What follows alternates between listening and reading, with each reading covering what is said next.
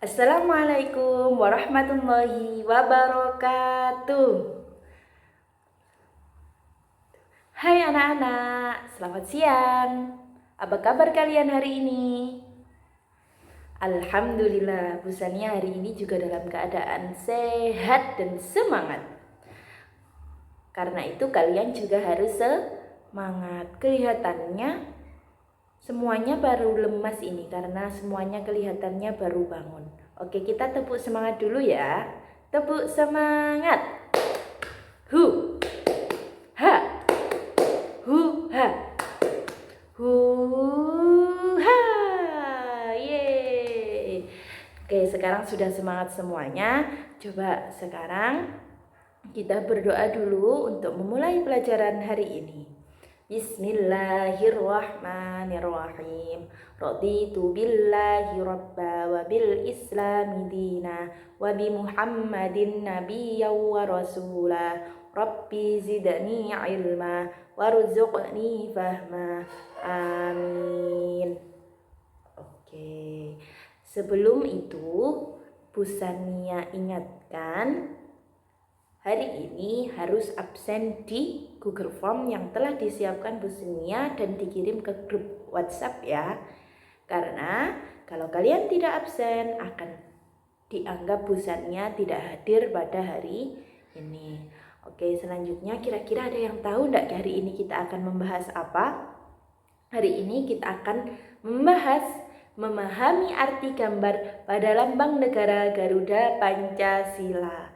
Coba ada ndak ya anak yang sudah pernah lihat gambar Garuda Pancasila?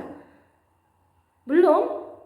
Biasanya ada di depan kelas. Kalau yang belum silakan dibuka bukunya pada halaman 3. Ya, di situ sudah tertera ada Garuda Pancasila yang mana di dadanya itu ada satu perisai yang dibagi menjadi 5 ruangan. Dan Garuda Pancasila pun membawa tulisan yang namanya Bhinneka Tunggal Ika. Kira-kira apa ya Bhinneka Tunggal Ika itu? Bhinneka Tunggal Ika berarti berbeda-beda tetap satu jua. Maksudnya apa Bu berbeda-beda tetap satu jua? Indonesia itu punya keberagaman budaya yang sangat banyak. Kemudian dengan adanya keberagaman itu diharapkan masyarakat Indonesia itu tetap satu tujuan, yakni dengan kemerdekaan Indonesia. Kemudian yang ada di dadanya yang dibagi jadi 5 itu apa sih Bu? Nah, itu lambang dari Pancasila. Siapa yang sudah hafal Pancasila? Oke, kita baca dulu bersama-sama ya. Pancasila. 1. Ketuhanan yang Maha Esa. 2. Kemanusiaan yang adil dan beradab. 3. Persatuan Indonesia. 4. Kerakyatan yang dipimpin oleh hikmah, kebijaksanaan dalam permusyawaratan perwakilan. 5. Keadilan sosial bagi seluruh rakyat Indonesia. Pinter, semuanya sudah hafal Pancasila. Kalau sudah hafal Pancasila berarti juga harus hafal dengan simbol Pancasila. Simbol Pancasila yang pertama atau sila pertama Persatuan Indonesia disimbolkan dengan bintang berwarna emas. Kenapa kok bintang berwarna emas Bu? Karena bintang berwarna emas itu berkilau atau bercahaya seakan-akan seperti Tuhan yang memberi cahaya kepada para pengikutnya.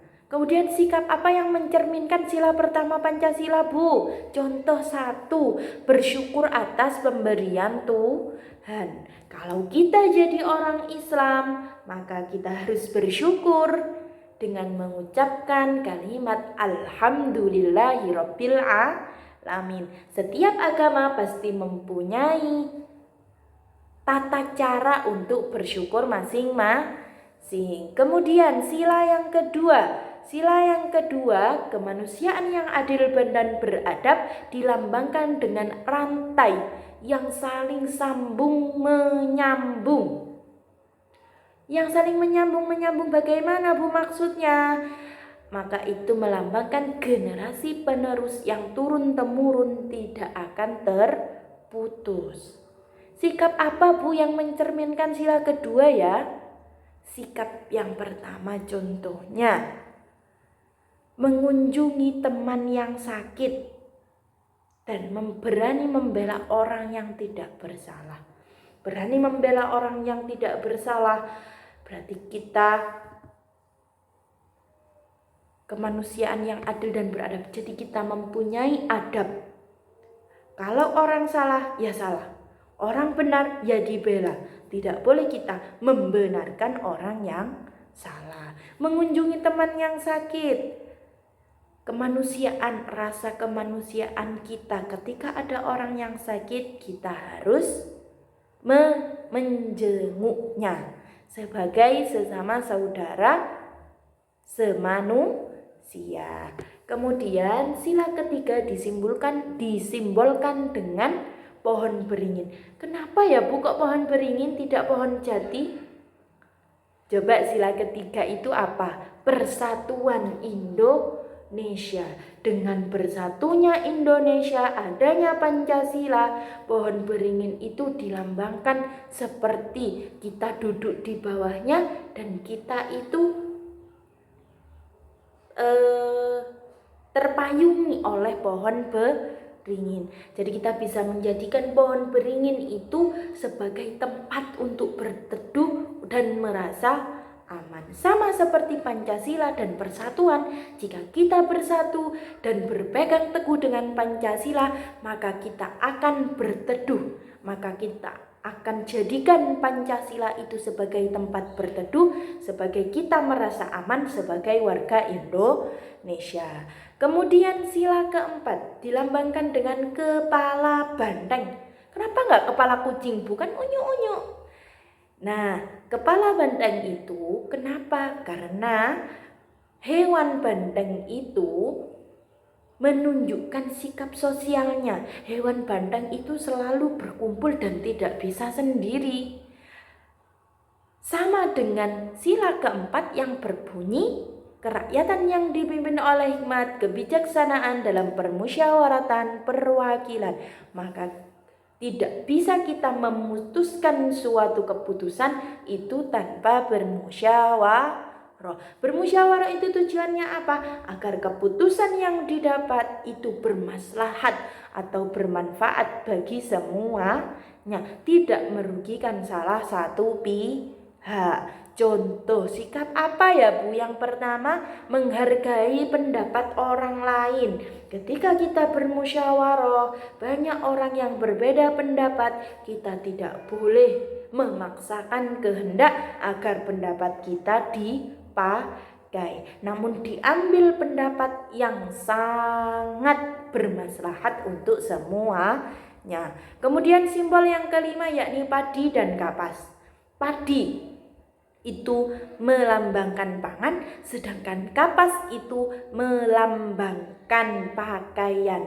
Maka padi dan kapas bisa disimpulkan bermakna sebagai kemakmuran dan kesejahteraan.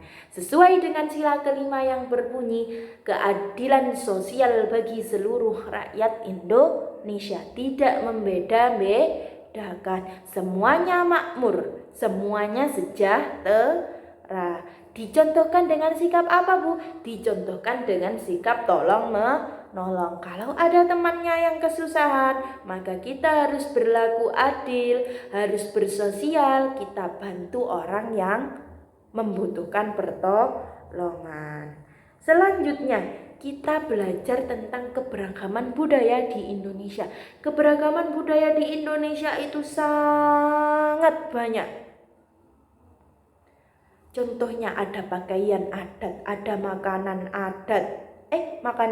Makanan tradisional. Setiap daerah pasti mempunyai makanan sendiri, mempunyai pakaian sendiri. Lalu sikap kita itu bagaimana Bu dengan keberagaman budaya yang ada?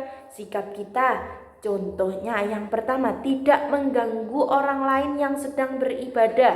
Misalkan kita Islam, ibadahnya dengan sholat. Kemudian ketika hari Minggu orang yang Kristen itu beribadah ke gereja, lalu kita ramai, kita dobrak-dobrak pintunya, kita ganggu dengan menyalakan musik yang keras, itu sama saja mengganggu ibadah mereka. Itu tidak diperbolehkan. Ingat, dengan Bhinneka Tunggal Ika, yakni berbeda-beda tapi tetap satu jiwa.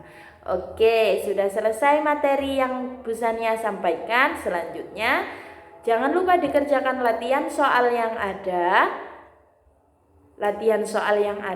Nanti jawabannya dikirim ke Google Form yang Ibu kirimkan. Sekian dari Bu Sania, kurang lebihnya Bu Sania mohon maaf. Semoga bermanfaat. Wassalamualaikum warahmatullahi wabarakatuh.